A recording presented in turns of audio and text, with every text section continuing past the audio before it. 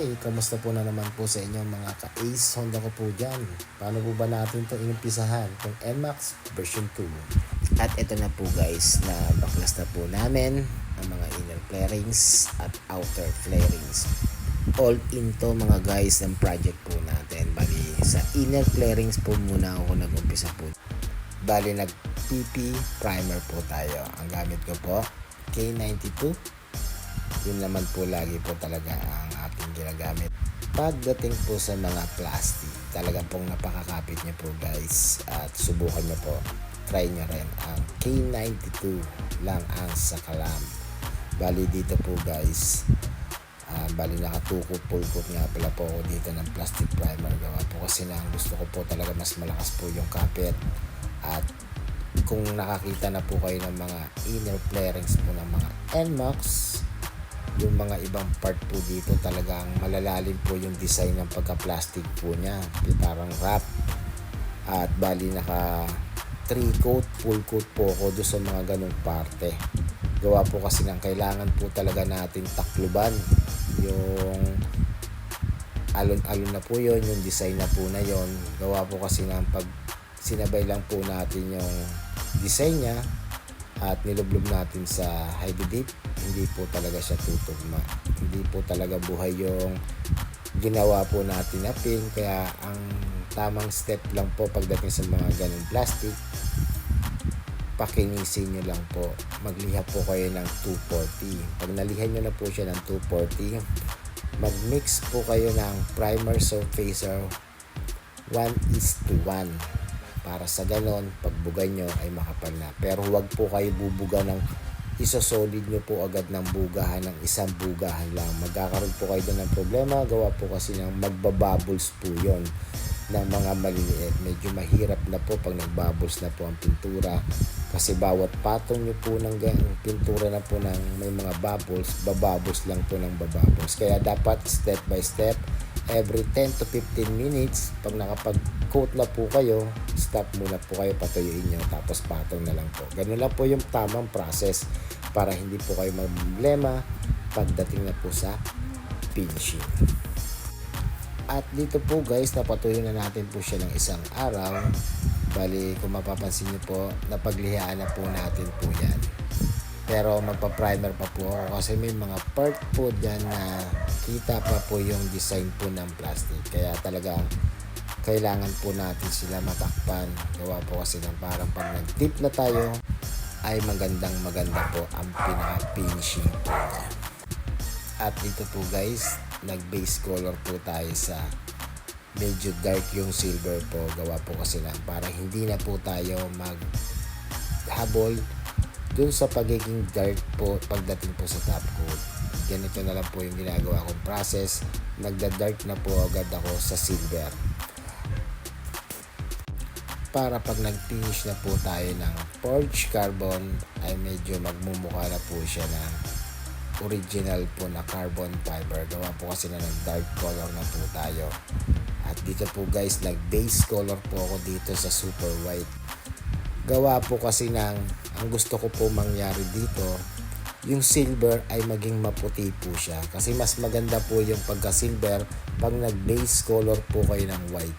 Try nyo rin po mga guys para malaman nyo po yung difference po ng nag-primer po kayo na nagbuga po kayo ng silver kaysa po dun sa nag-primer kayo tapos nag-base color po kayo ng white tapos nagpatong po kayo ng silver. Mapapansin nyo po yung difference. Mas maganda po yung pagka-silver po niya. Gawa rin po kasi ng ang hinahabol ko po dito, mas maging buhay po yung i-apply po natin na candy yellow. Kasi kung medyo magda-dark po talaga yung silver, ay hindi na po talaga magiging buhay po yung candy yellow na i-apply po natin. Parang magiging parang orange na po siya. Gawa po kasi ng dark color po tayo. Ganyan lang po yung ginagawa ko pong diskarte para makuha ko lang po yung pinaka tamang kulay po ng kagustuhan po ni boss. At dito po guys, pinagsabay na po natin po yung dalawa po doon sa side flarings ni boss, yung pinaka-inner po sa gitna, para sa ganoon medyo makatipid-tipid din po tayo pagdating po sa mga pin. Kasi yung pin na po niyan mga guys talagang napakamahal. At sa bawat dip Kung alam nyo lang po sana, yung pagdating po sa Hydro-Dip, mas mahal po yung materyales kaysa sa carbon fiber. Pero hindi naman po katulad po ng carbon fiber. Talagang napakahirap naman po gawin. Hindi naman po katulad nito. Hydro-Dip, talaga naman pong napakadali lang pag nakuha nyo na po yung discarded. Pero kung gagawa po kayo ng ganito, mas maganda para malaman nyo rin kung gaano kamahal yung ginagamit po ng mga materyales pagdating po sa pagdidip. Minsan, hindi naman po talaga lahat po naman po talaga ng mga veterano ay magiging puro tama po yung ginagawa po namin. Siyempre, dumarating din po sa punto na nag-error din po kami. Sa bawat error na yon, nakakapanghinayang kasi minsan tubo na po namin yon at kita po na namin, pero napupunta na lang po din po doon sa aming project. Sana alam din po yan ng mga nagpapagawa. At sana nagkaroon din po kayo ng idea kung paano rin po gumawa po ng mga ganitong project. Sa totoo lang po talaga guys, talagang sa bawat dip po na ito, pag-isipan mo kung paano mo papagapangin yung panel na ididip nyo. Katulad po na ito mga guys, yung rear fender po ng NMAX. Kung mapapansin nyo po guys, nalublob ko na po siya dun sa kabilang side. Pero kung mapapansin nyo, at nilublob ko na naman po sa kabilang side at medyo patagilit. Gawa po kasi na ang hinahabol ko, gusto ko po madip din po yung lagayan po ng plate number dun sa likod. Kasi malalim po yun eh. At dun nga pala po sa mga gagawa po neto, mag-i-imagine lang po kayo kung paano nyo papagapangin yung film ng perfect dun sa panel na gagawin nyo po. At dito po guys, magkukulay na po tayo ng candy yellow. Kung mapapansin nyo, kung nagbubuga ako, manipis lang po talaga. Gawa po kasi na inaalalayan ko rin din po maging dark. Kasi pag nag-dark na po yung yellow na yan, magiging parang kulay orange na po talaga siya. Yung saktong-sakto lang po talaga yung kulay po ng pagka-gold po niya. Ganun lang po talaga guys ang diskarte ko. Try nyo rin kung paano rin magbuga ng tamang kulay po pagdating po sa candy yellow. Sa mga kulay na candy, kasi hindi pocket po ng candy ay pagbuga nyo ay magiging okay na. Maraming process pa po niyan mga guys sa pagbubuga po ng mga candy, at baka maging dark color kung nagmamadali po kayo. At ito na po guys ang finish ng ating project. At sana sa lahat po ng mga nakapanood po nito at sa mga gustong try na gumawa po ng ganito, sana nakapagbigay ako ng idea kung paano po yung mga tamang process. Hindi ko na po sa inyo sabi yung mga buong detalye. Panoorin nyo na lang po yung mga nauna ko po upload ng video, nandoon naman po sila lahat. At eto na po guys ang finish ng ating project.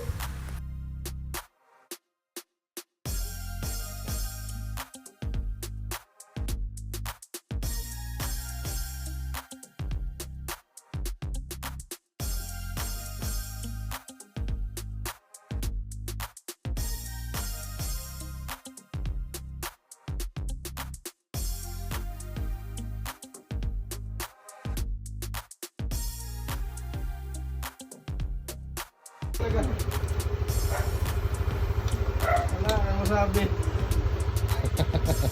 Amas, boy! Thank you boss ha. Nagustuhan niyo yung gawa natin. Salamat. Ingat. Pre, salamat. Thank you. Bye-bye, salamat po!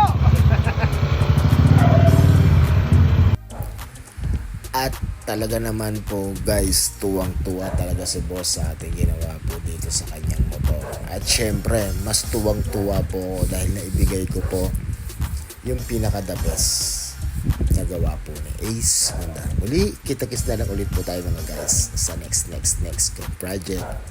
Bye-bye!